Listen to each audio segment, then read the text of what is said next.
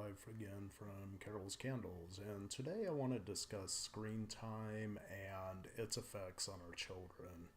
One of the biggest arguments that I see that children and adults have, especially as it relates to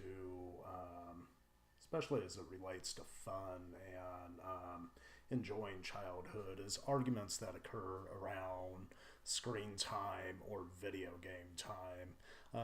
Just to let you know, I do not differentiate between computer time, mobile device time, or video game time, or even television time. There is slight differences between the two, especially the engagement with personal devices. It's much more closer to your face, and therefore you're completely immersed in it while tuning out the outside world. Whereas television, we tend to watch it from a distance, which allows some aspects of social interaction to occur while you are watching television. But today, in general, I'm going to talk about screen time and the effects it can have on our children. Last night, this topic came to me. I was reading a great book to my child. If you've ever had the chance to read any of the Diary of the Wimpy Kids books by Jeff Kinney, it's a great example of comedy for children that actually talks about the social platforms that we're using these days. And last night, as I was reading Diary of a Wimpy Kid, The Long Haul by Jeff Kinney to my 5-year-old, something struck out at me because he actually talks about the social repercussions of screen time. I'm going to read you one excerpt from the book that I found to be interesting, especially as it relates to society today and how much time our children spend engaged with personal screen time versus conversation or reading or other areas that are also educational in value. And so on page 15, it begins to state, "Mom wouldn't let me and Roderick take any electronics on the trip, even though they barely take up any space. She's always saying kids these days don't know how to socialize because they've constantly got their noses 2 inches from the screen. But I'll tell you this, when I have kids, I'm going to let them play whatever kind of gadget they want. If you ask me, electronics are the key to family happiness." That was the take on Jeff Kinney, and coming from a 8th grader's perspective on allowing kids to have really anything they want as it relates to screen time. And the picture's interesting because it shows a grown-up child with his wife clanking glasses in the cheers position, and then all the children 2 inches from their screens around a dinner table. And this seems to be the crux of modern day society, where we will much rather enjoy personal interaction with a screen in front of our face versus a interaction with one another in conversation and moving things forward to its natural conclusion. And so this got me to think, how much time is the right amount of time for screen time, and what are some of the valuable lessons that we could teach while we allow our children to engage in electronics devices? Now, some of the arguments that I see occur, they really center on the fact of how much time a child is allowed to engage in fun activities versus educational activities. If any of you have children, you know that normally they'll come home with homework, and that does bring with itself its own time constraints. Secondarily, how do you fit in time for fun after they've had a full day's work while at school?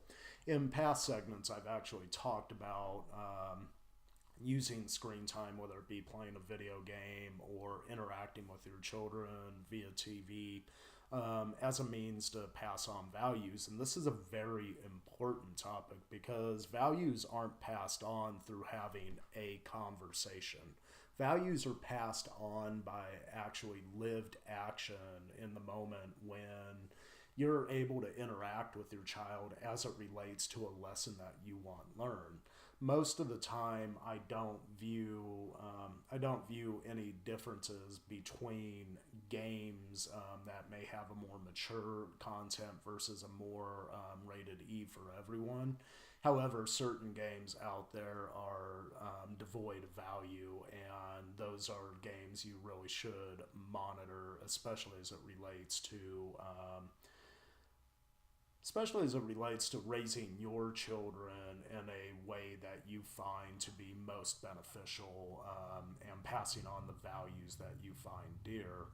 I recommend literally to review most games, not only for the ratings, whether it be E for everyone, T for teen, or M for mature, but also to watch them in the process while they're playing to see how these games are promoting things that you may find of value within your family or not with value within your family. Each family member will have their own capacity to their own importance to find what values they find dear to their heart, and these are ways you can begin to pass that on. And so, within itself, screen time is not a negative thing. It allows you to pass on values in the moment with the most modern day technology, which kids crave. The secondary part is how much screen time is appropriate for children. In taking a look at this, I actually found a very interesting article through PBS Parents, and they asked the simple question, how much time do kids spend with screens? Some of the statistics that they found is American children ages 0 to 8 use screen media for an average of 2 hours and 19 minutes a day. These numbers have changed only slightly over the past year, 6 years. Children under the age of 2 spend about 42 minutes, and children ages 2 to 4 spend 2 hours and 40 minutes. And kids ages 5 to 8 spend nearly 3 hours, with 2 hours and 58 minutes being the total time with screen media daily. They also go on to say about 35% of children's screen time is spent with a mobile device compared to 4% in 2011. So as you can see, the increase in mobile devices and the capacity they have to play such things as television and games is nearly tripling, well, not nearly tripling, increasing that by well over 10 times in the last 7-8 years.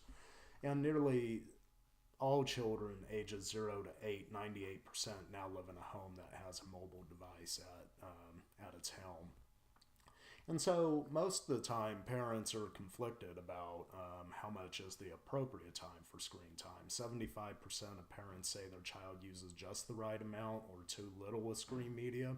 At the same time, nearly 80% of parents are at least somewhat concerned about how much violent and sexual content is found in media. And this is the reason why we have to monitor it accordingly. And 28% of parents say that they strongly agree that the less time children spend with media, the better. And so 3 of the key points they put was talk with kids about media content. In talking to your kids about media content, it's perhaps the best way to help them learn what is good and bad. And this is how you pass on values to your children. It also talks about using media with your kids as a means to spend time with them and pass on your values. And so the media within itself is not a culprit. It's a tool.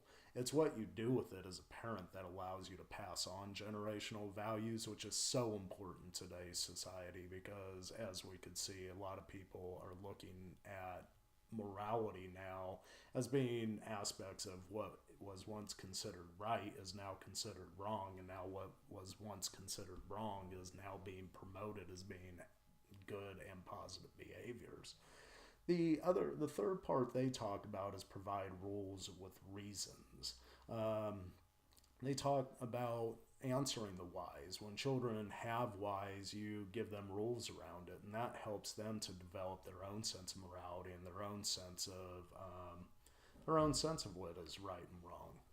And so today I explored the use of screen time and video games, and also personal devices and ways you can utilize